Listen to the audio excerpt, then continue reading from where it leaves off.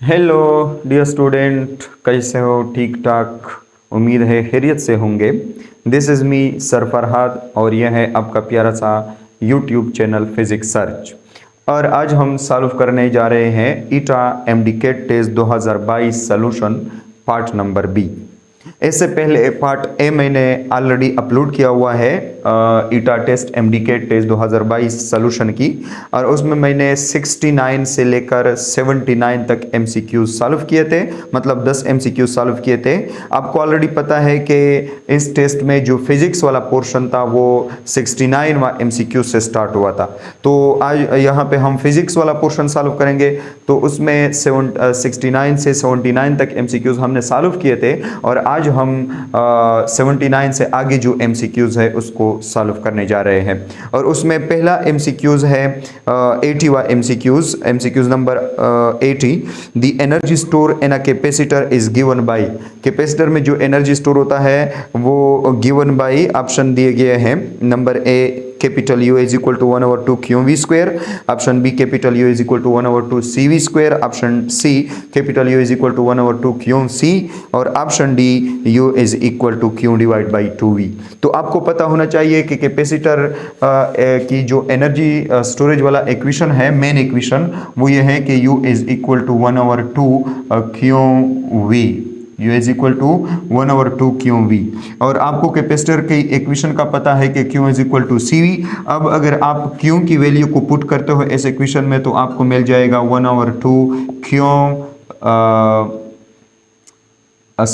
Q की value put करने से 1/2 CV स्क्वायर, CV पुट करके V जरा V स्क्वायर हो जाएगा, तो U is equal to 1/2 CV square हो जाएगा।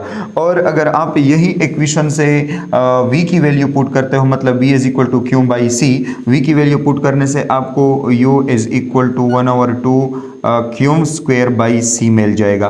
तो मतलब कि कैपेसिटर की जो एनर्जी स्टोरेज वाला इक्वेशन है वो तीन इक्वेशन है यहाँ पे। मेन इक्वेशन 1/2 QV है, और दूसरा 1/2 CV स्क्वायर है, और तीसरा 1/2 Q स्क्वायर बाई C है। इन तीनों को आप नोट कर ले, इनमें से कोई भी आ सकता है। अब ऑप्शन को देखते हैं कि कौन सा वाला जो है वो आया हुआ है। तो नंबर ए ऑप्शन जो है 1/2 QV स्क्वायर, ये QV होना चाहिए था, QV स्क्वायर होना नहीं चाहिए था, मतलब option A is incorrect option. Option B 1/2 CV square, 1/2 CV square, ये देखे, this is the correct option. Option C 1/2 QC, C की जगह V होना चाहिए था, QV, और यहाँ पे उन्होंने QC लिखा है, ये ऑप्शन बी गलत है। और U is equal to option D U is equal to Q divide by 2V, ये तो गलत है। तो मतलब कि option B is the correct option, 1/2 CV square.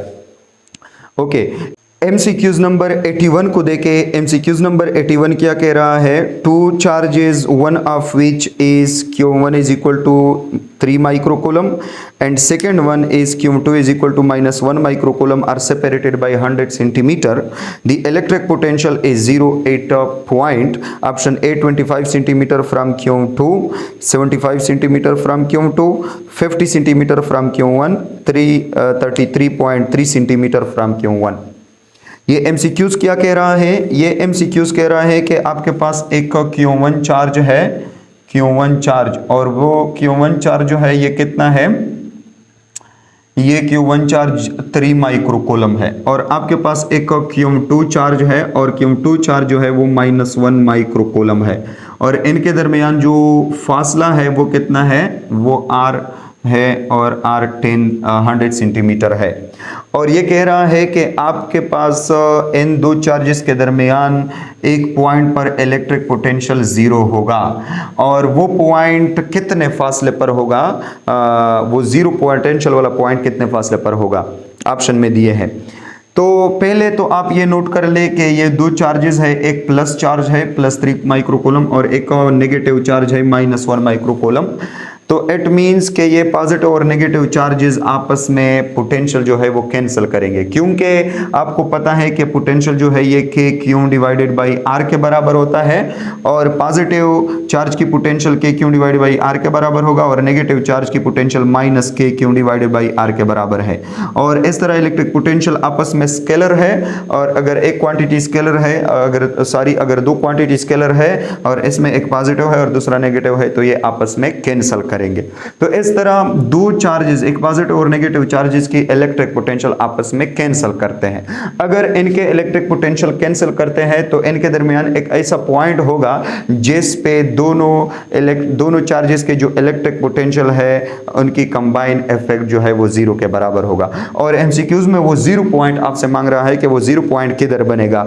25 centimetre from Q2 बनेगा, 75 सेंटीमीटर फ्रॉम Q1 बनेगा, 50 सेंटीमीटर फ्रॉम Q1 बनेगा, या 33.3 सेंटीमीटर फ्रॉम Q1 बनेगा। मतलब यह है कि ये टोटल फासला जो है वो 100 सेंटीमीटर है, और इसको अगर हम 4 टुकड़ों में डिवाइड कर ले, इसको 25 सेंटीमीटर माने, इसको 50 सेंटीमीटर मिडल पॉइंट, इसको 75 सेंटीमीटर और इसको 100 सेंटीमीटर। तो इस तरह ऑप्शन ए में वो कह रहा है कि Q2 से 25 सेंटीमीटर पर जीरो पोटेंशियल पॉइंट बनेगा। ऑप्शन बी में कह रहा है कि Q2 से 50 सेंटीमीटर पर जीरो पॉइंट ऑप्शन बी में Q2 से 75 सेंटीमीटर पर पोटेंशियल पॉइंट बनेगा। ऑप्शन सी में लिखा है कि Q1 से 50 सेंटीमीटर पर बनेगा, और ऑप्शन डी में लिखा है कि Q1 से 33.3 सेंटीमीटर पर जीरो पोटेंशियल पॉइंट बनेगा। अब यहाँ पे ये एमसीक्यूज हम दो तरीकों से सॉल्व करते हैं, कंसेप्चुअली भी सॉल्व कर सकते हो आप लोग और मैथमेटिकली भी सॉल्व कर सकते हो। पहले कंसेप्चुअली हम सॉल्व करते हैं क्योंकि कंसेप्चुअली ये टाइम कम लेता है, शॉर्ट टाइम आप इसको सॉल्व कर सकते हैं। पहले तो आप ये नोट कर ले कि अगर यहाँ पे हम देखें इस इक्वेशन में हम लिख सकते हैं कि V is directly proportion to Q। Charge की मैग्नीट्यूड और इलेक्ट्रिक पोटेंशियल ये आपस में डायरेक्टली प्रोपोर्शनलिटी में है। मतलब जिस चार्ज की मैग्नीट्यूड ज्यादा हो वो ज्यादा इलेक्ट्रिक पोटेंशियल बनाएगा, और जिस चार्ज की मैग्नीट्यूड कम हो वो कम इलेक्ट्रिक पोटेंशियल बनाएगा। पहले तो आप ये नोट कर ले। अब अगर आपने ये नोट किया है तो आप देखें यहाँ पे अगर दोनों चार्जेस की मैग्नीट्यूड एक जैसा होता, फॉर एग्जांपल ये 3 माइक्रोकूलम और ये -3 माइक्रोकूलम, लेट सपोज ये इक्वल होते दोनों चार्जेस मैग्नीट्यूड में, एक पॉजिटिव और दूसरा नेगेटिव, तो ये दोनों किधर जो है इलेक्ट्रिक पोटेंशियल को जीरो कर देते हैं, एट द मिडल। 50 सेंटीमीटर पर ये दोनों इलेक्ट्रिक पोटेंशियल को आपस में जीरो कर देते, क्योंकि दोनों की मैग्नीट्यूड सेम है तो सेम फासले पर जो है दोनों इलेक्ट्रिक पोटेंशियल को जीरो करेंगे। लेकिन अगर यहां पे आप देखें Q1 जो है ये 3 माइक्रोकूलम है और Q2 जो है ये -1 माइक्रोकूलम है। इट मींस कि Q1 जो है Q1 this is greater than Q2। Q1 Q2 से ज्यादा है मैग्नीट्यूड में, एक पॉजिटिव और एक नेगेटिव, और इसकी मीनिंग ये है कि V1 in magnitude this will be greater than V2। Electric potential of Q1 charge ये ग्रेटर होगा Q2 चार्ज से। अगर ये ग्रेटर है इट मींस कि जो R1 है, R1 ये क्या होगा, R1 will be greater than R2। R1 भी R2 से ग्रेटर होगा। R1 क्या है, Q1 से फासला, R2 क्या है, Q2 से फासला। इसकी मीनिंग क्या है, इसकी मीनिंग ये है कि जिस चार्ज की मैग्नीट्यूड ज्यादा है उस चार्ज की इलेक्ट्रिक पोटेंशियल भी ज्यादा होगा, और जिस चार्ज की इलेक्ट्रिक पोटेंशियल ज्यादा है उस चार्ज से दूर एक जीरो पोटेंशियल पॉइंट जो है वो दूर बनेगा, और जिस चार्ज की मैग्नीट्यूड कम है उसकी इलेक्ट्रिक पोटेंशियल कम है, और अगर इलेक्ट्रिक पोटेंशियल कम है तो उस चार्ज के नज़दीक एक इलेक्ट्रिक पोटेंशियल जीरो वाला पोटेंशियल वाला जो पॉइंट है वो बनेगा। तो अब देखें पॉइंट ए में अगर हम देखें 25 सेंटीमीटर फ्रॉम Q2 से 25 सेंटीमीटर, तो अगर आप देखें Q2 से 25 सेंटीमीटर वाला ये पॉइंट है तो ये पॉइंट Q2 के नज़दीक है और Q1 से दूर है। मतलब ये पॉइंट आ सकता है, ये पॉइंट सही हो सकता है।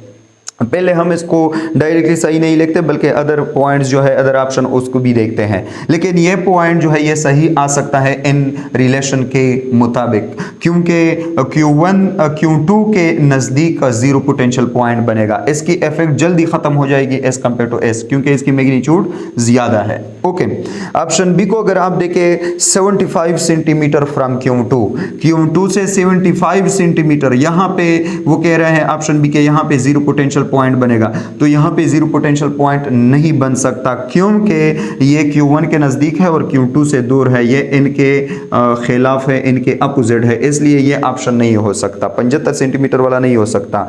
ये आप नोट कर ले कि जिस चार्ज की मैग्नीट्यूड कम हो उस चार्ज के नज़दीक जीरो पोटेंशियल पॉइंट बनेगा, और जिस चार्ज की मैग्नीट्यूड ज़्यादा हो उससे जीरो पोटेंशियल पॉइंट जो है वो दूर बनेगा। ऑप्शन को कंपेयर कर ले, ये आपके जहन में रखना चाहिए। Option C 50 centimetre. 50 सेंटीमीटर तो इसलिए नहीं बन सकता 50 सेंटीमीटर पर क्योंकि दोनों चार्जेस के मैग्नीट्यूड सेम नहीं है।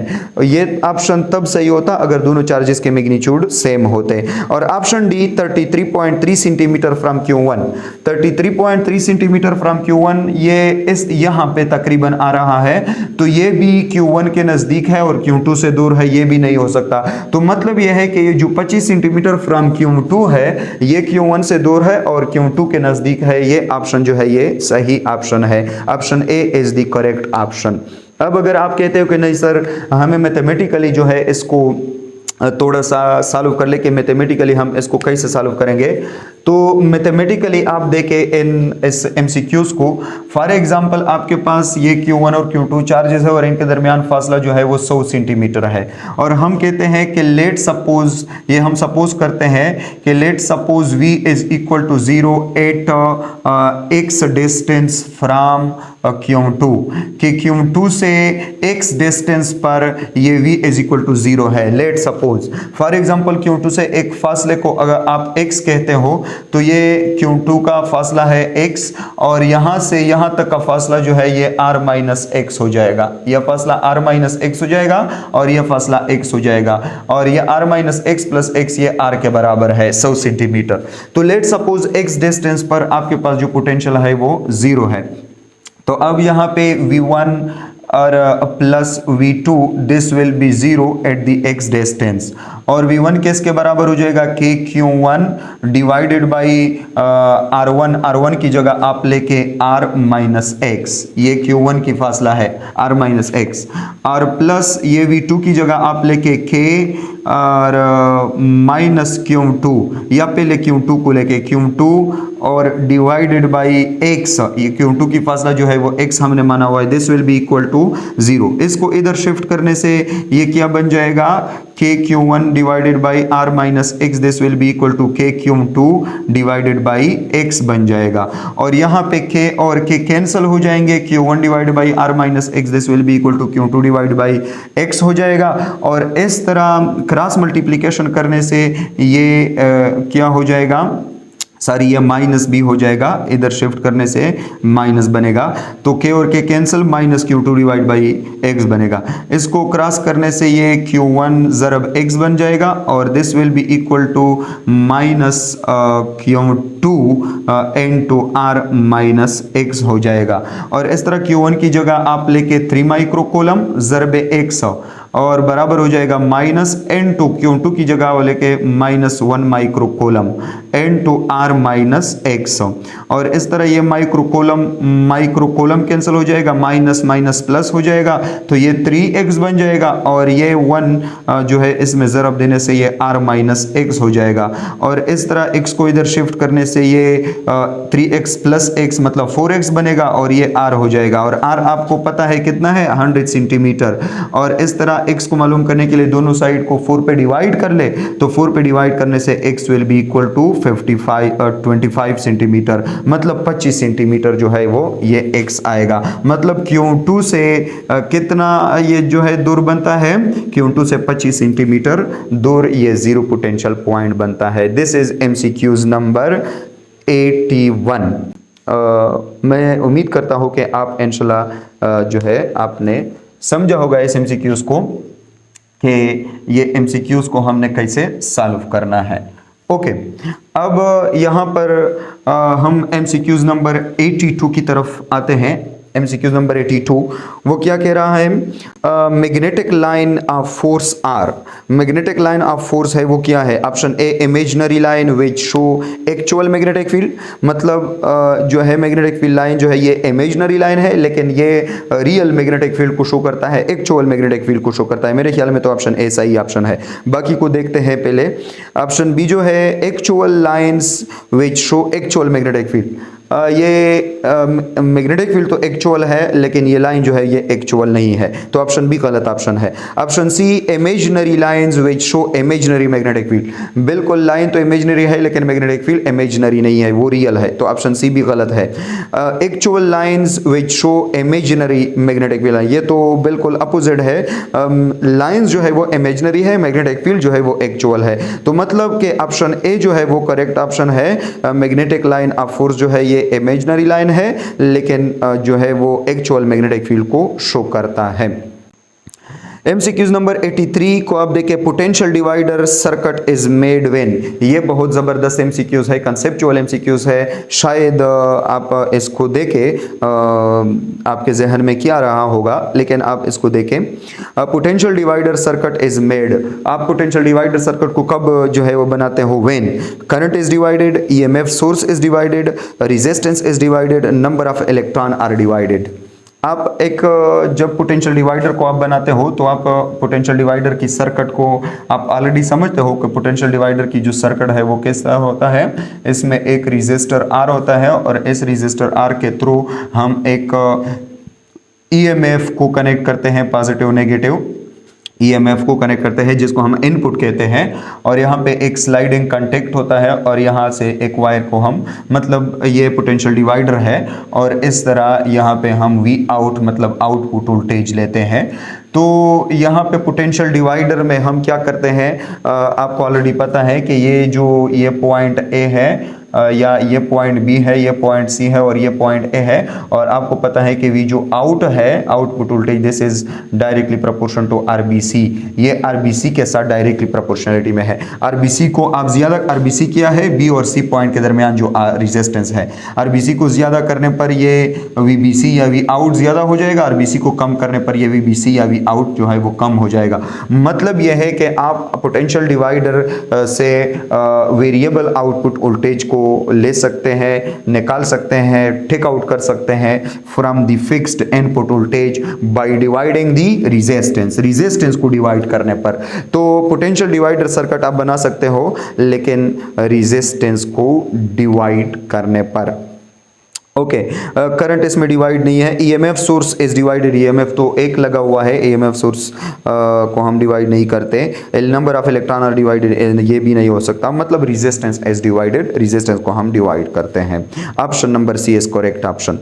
MCQs नंबर 84 को आप देखें, ये जबरदस्त MCQs है।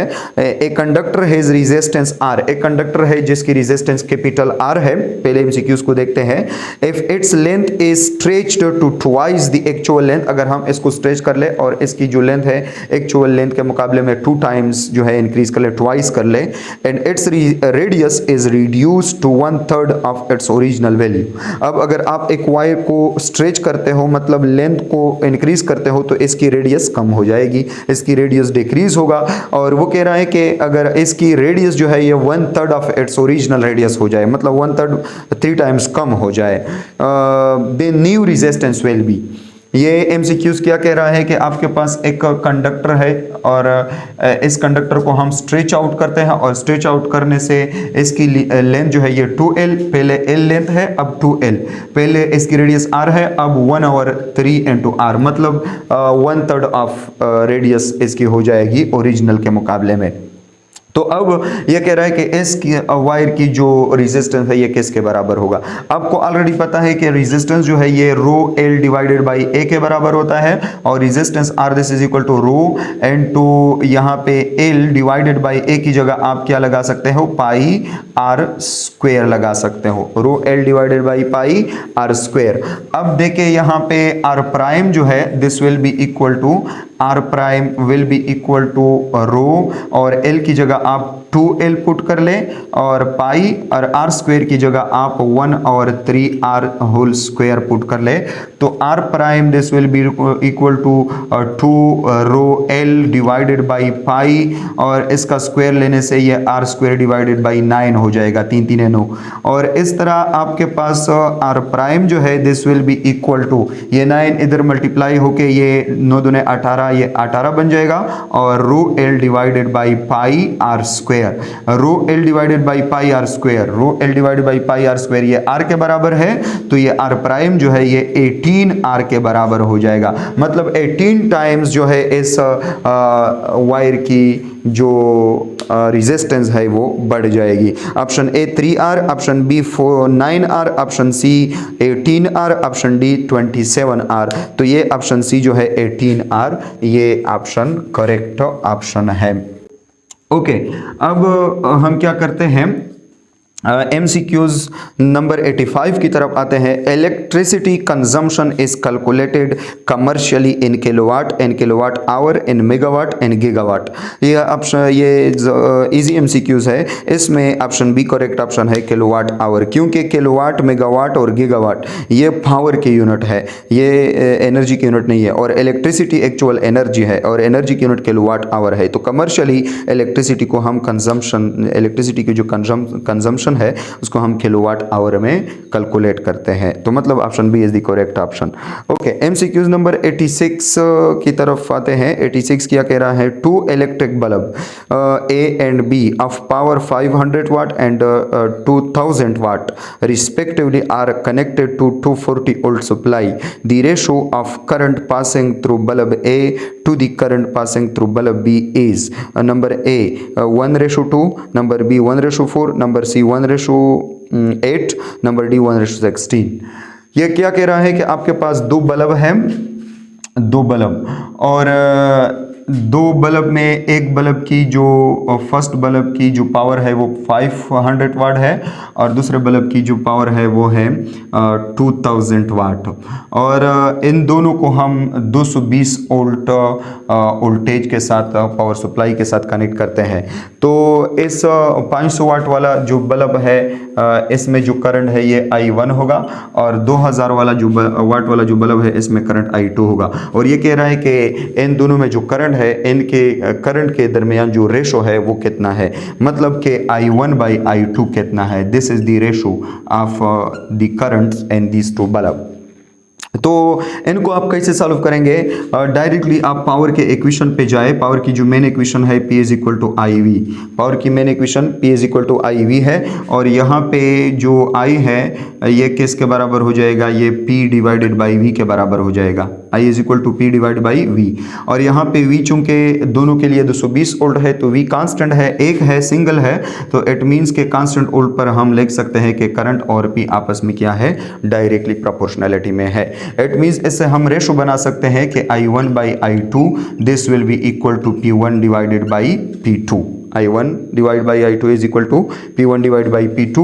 अब देखिए I1 divided by I2 this will be equal to P1 कितना है 500 वाट और डिवाइडेड बाई P2 कितना है 2000 वाट।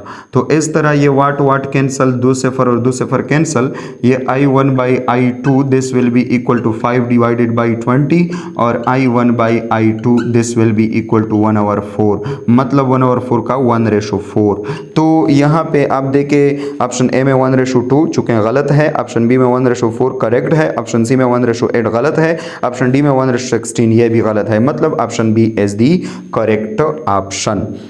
MCQs नंबर 87 को देखें। MCQs नंबर 87 क्या कह रहा है, a conductor has a length equal to pi metre and radius r metre, its resistance will be equal to option A R capital R is equal to rho small r power -1, option B capital R is equal to rho small r power 1, मेरे ख्याल में 1 है या 2 है, और option C R is equal to rho small r power -3, और option D में R capital R is equal to rho small r power 4।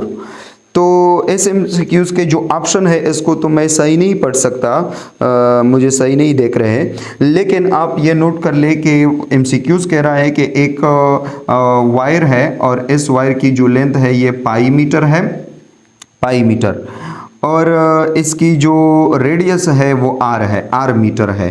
तो इसकी जो है रेजिस्टेंस कितना होगा, तो आपको पता है रेजिस्टेंस ये rho L divided by A के बराबर होता है और resistance R is equal to rho L divided by pi R square के बराबर हो जाएगा। तो अब resistance R will be equal to rho और एल की जगह आप लेके पाई मीटर और divided by pi into R की जगह आर मीटर और आर मीटर ये आर स्क्वायर हो जाएगा, आर स्क्वायर मीटर हो जाएगा या आर स्क्वायर मीटर स्क्वायर हो जाएगा।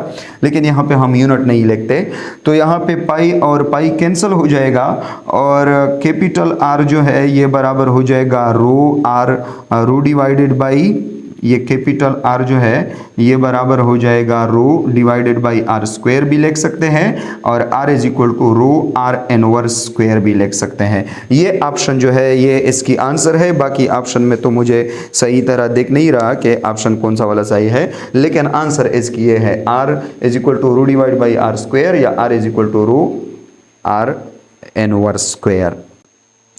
एमसीक्यूज नंबर 88 को देखें। एमसीक्यूज नंबर 88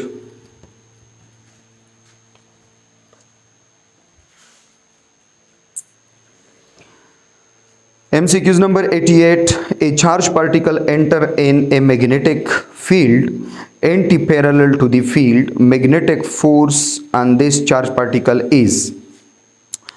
ये कह रहा है कि एक चार्ज पार्टिकल है जो मैग्नेटिक फील्ड को एंटी पैरेलल एंटर हो जाता है। मतलब कि फॉर एग्जांपल आपके पास ये मैग्नेटिक फील्ड है और इस मैग्नेटिक फील्ड के अगेंस्ट हम एक चार्ज पार्टिकल को एंटर करते हैं, वो पॉजिटिव भी हो सकता है नेगेटिव, एनी चार्ज पार्टिकल इसके अगेंस्ट हम एंटर करते हैं। तो वो कह रहा है कि इस चार्ज पार्टिकल पर जो मैग्नेटिक फोर्स है वो किसके बराबर होगा। ऑप्शन ए में B I N A, option B में B E V sine theta, option C 0, option D में आई क्यू एल वी। तो आपको पता है कि